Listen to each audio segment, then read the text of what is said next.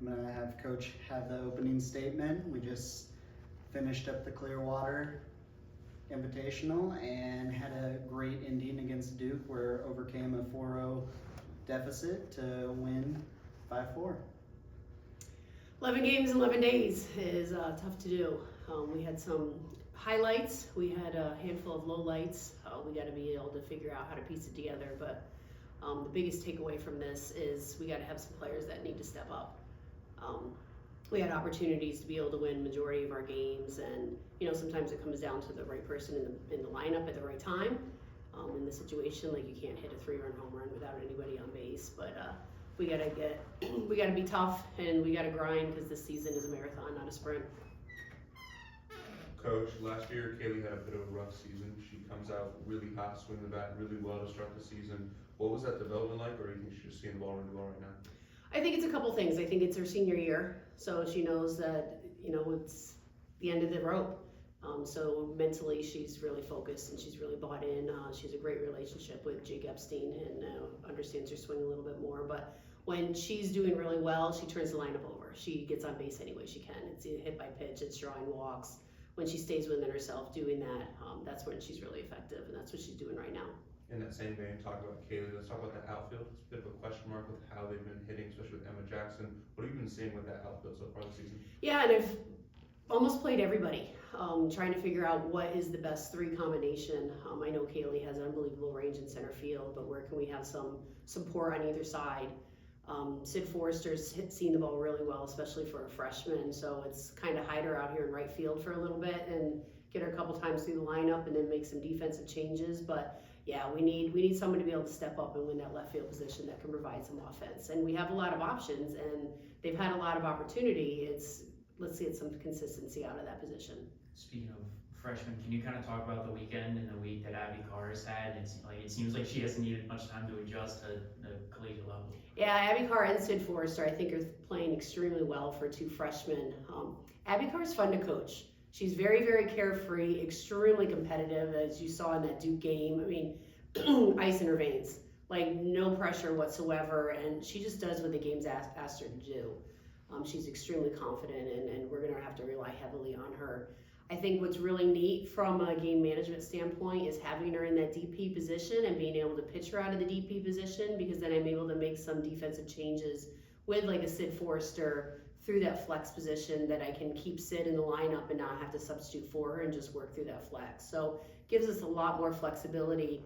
Also allows me to just run her in to pitch maybe to one or two batters out of that DP position and not really have to lose my starter. So it's going to be fun to be able to watch how that navigates, but extremely impressed in what Carr was able to bring the last 11 days.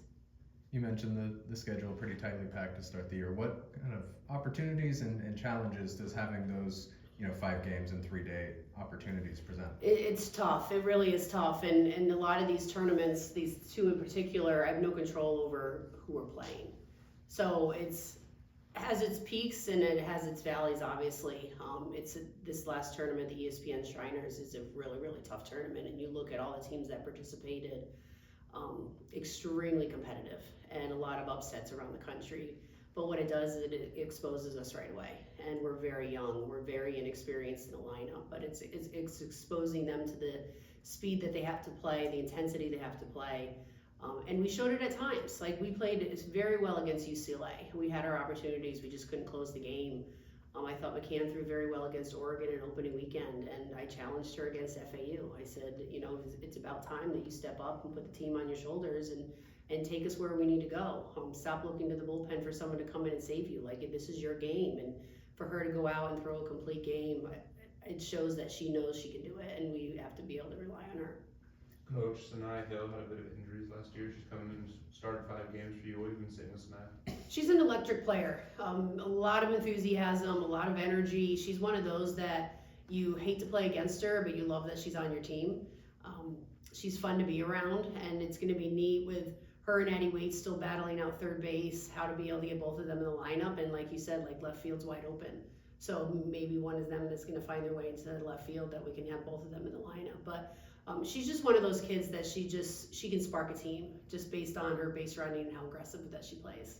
Talk about energy players, Natalie Duche, one of your prime energy players. This is the most we've seen of Nat playing so far in her career here. What have you seen? That Duke game was pretty sensational. Yeah, and she bridged the gap perfectly. We really needed her. I mean, Duke was obviously sitting on McCann and on her up pitch, and they were well prepared for her, so we had to make a switch pretty quickly.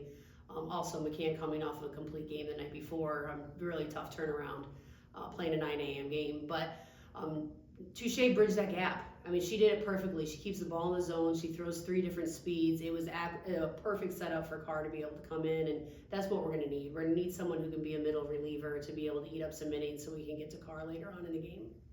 What did you notice that was different about your team second weekend versus first weekend, and just the development you saw through the full trip? I would say the last 2 games were different. We were up and down.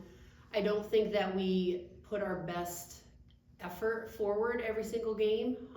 There's times that we gave into some fatigue and gave into some frustrations, and the team needs to feel what it feels like to win.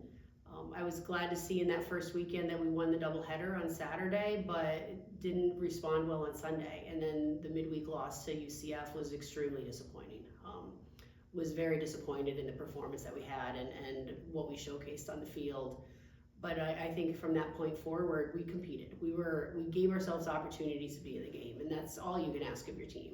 You have no control over who's coming up to bat. I mean, we just have to be able to be ready for every single opportunity. But it was really good to see that the last 2 games that we were able to come out on the other side. Along those lines, Coach, what was your message to the team after that loss to Northwestern going into the final 2 games of Clearwater? It really was just like, you got to figure it out. Like, it has to come within the team. It has to come within the locker room. Like, we can't dig deep inside of you. Like, you have to figure it out, and whatever it's going to take. And they were extremely upset and disappointed, and it was really helpful that we had a game off, that they were able to regroup and talk amongst the team.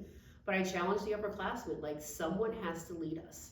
And it's going to take someone to lead us to say, this is what we know we can do, what we're capable of doing. Let's get it done. And that's where I challenged McCann. Like, when I refer back to, in the pitchers, McCann and Harrison played with Lauren Krings. And Lawrence Kring's senior year is exactly what you want out of your pitchers. You want that for 4 years, but Krings found it in her senior year. And she brought it out when we played Clemson in the opening weekend of her senior year. And there was a point where I went to the mound and I said, I'm going to pull you out of the game. It's time to get some other people some time. And she said, no, this is my game to win. And that's the mentality. I want players that want to be in the circle, that want to be in the batter's box, that it's their game to win. And that's how competitive they have to be. So that was the challenge after the Northwestern. And to have McCann be able to step up and get that FAU win was really important for the morale of the team. When you talk about Sierra and Marissa, is it just kind of that confidence piece that you're looking for them to take the next step, or is there something else for each of them that you'd like to see develop over these next couple of weeks? McCann has every pitch in her repertoire. She is the perfect ideal pitcher that can throw every single pitch. She has to throw every pitch with command. That's going to be the difference. Early on in the week, she wasn't commanding her changeup very well, so it wasn't effective. It wasn't keeping the batters off balance, so they really were only sitting 1 speed. She threw it very well against UCLA. That's why they had a hard time with her, and that's exactly what she did against FAU. She was able to throw her changeup in any count. Her drop was extremely effective. So from a mechanical standpoint and a analytics standpoint, that's what we need from her. From a determination standpoint, we need her to have the confidence that every game she throws, she can win, and she can. When she goes out there and she's fiercely competitive, you can feel the energy around the team that they have the confidence that they know that their pitcher is going to give them the best shot.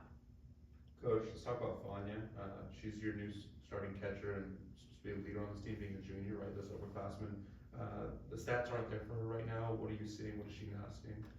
She's a little banged up. She's got a couple injuries that were unfortunate this January, so we're going to have to really monitor her throughout the entire year, unfortunately. Pick and choose. That's where there's times that I didn't play her.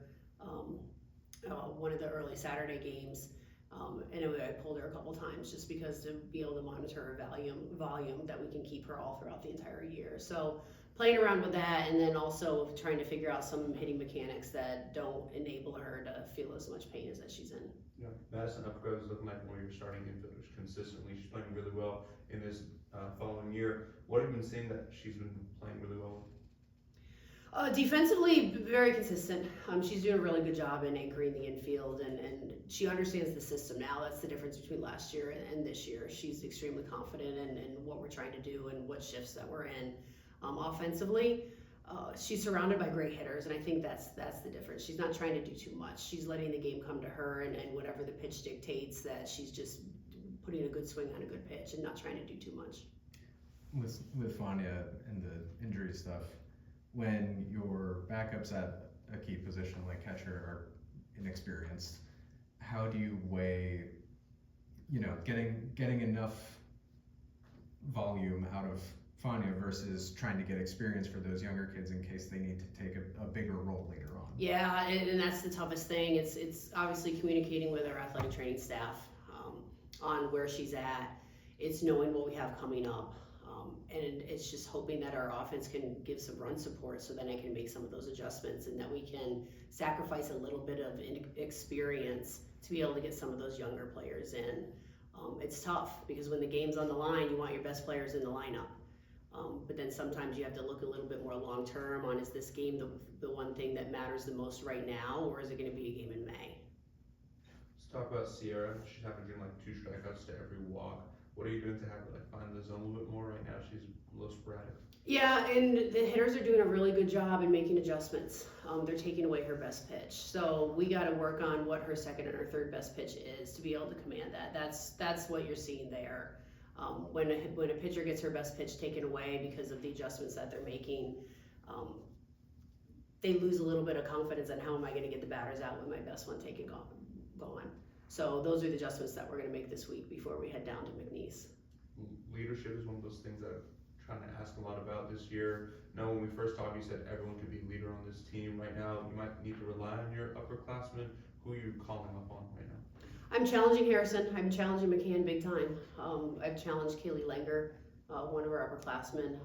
Fania, it's tough when someone's struggling offensively. Like, they got to be able to find their voice, especially in our game where they attribute that their success on the field gives them an opportunity to be able to be a leader, and it's trying to get these young women to know that you're a leader because of what you do in your preparation, not because of what your batting average says. So empowering her in that role, but we have really strong leadership in Sid Forrester, really strong leadership. So it's letting her know that as a freshman, the game doesn't care what year you are, you have it within you to be able to speak up because people respect what you do. Coming off of those last 2 wins, Coach, what are you hoping to carry with you into this next series down in Louisiana? The confidence that they can beat anybody. And, they knew that playing against UCLA. I mean, when you have 5 runs up against one of the best teams in the country, and they are probably one of the best offensive teams I have seen in a long time. Megan Grant is something very, very special. When they're as competitive as they are, that's got to build their confidence that they can play with anybody in the country. But again, everybody's going to give you your best. That there isn't anybody out there that's just going to give us a game. So we have to compete, and we have to play 7 hard innings the whole way through and not take a pitch off. And I think that's the biggest exposure in 11 games in 11 days, that when you let fatigue set in because it's such a fast turnaround. I mean, we had to turn around and play a game within 11 hours. And that's extremely tough to do. But if you're not mentally and physically prepared for that pitch, and it could be the first pitch of the game, it could be the last pitch of the game, that was your one opportunity to be able to win. So it challenged you not only physically, but mentally as well. In our first conversation after the first Clearwater tournament, you were worried about the fielding, right? And people weren't seeing the ball well. How do you feel they've adjusted and really adapted to how playing outside now? Yeah, a huge adjustment. The first weekend, I thought the outfield was a little delayed in all their reads, and I thought they just did a great job. We had 2 really good practices while we were down there. And the weather this week is going to be awesome, so we're going to be able to see a lot more outside. The next thing is for the hitters to be able to adjust into the spatial awareness. It's really tough. You go from inside with artificial light in a cage to all of a sudden outside, and your vision is completely different. So getting some swings on our field to be comfortable and being able to see a live arm thrown at us and some repetition, I think is going to make a big difference. Any questions via Zoom? Yeah, Coach, you mentioned with Marissa McCann earlier how you didn't want her to look to the bullpen to save her in situations that I presume are not great for her at the present moment. How do you go about shifting that mentality to something more to where she can get through that herself?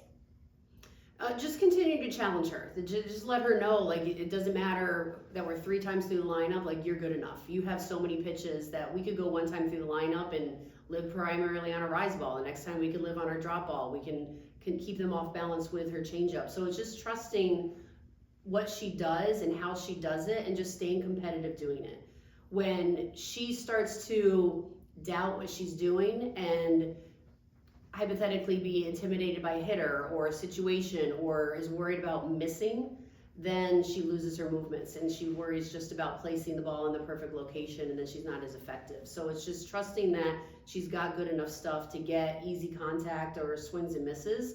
It doesn't matter where we are in the game or who's up to bat. Thank you. Yeah. And when she experiences that against UCLA and then throws a complete game, that definitely builds her confidence.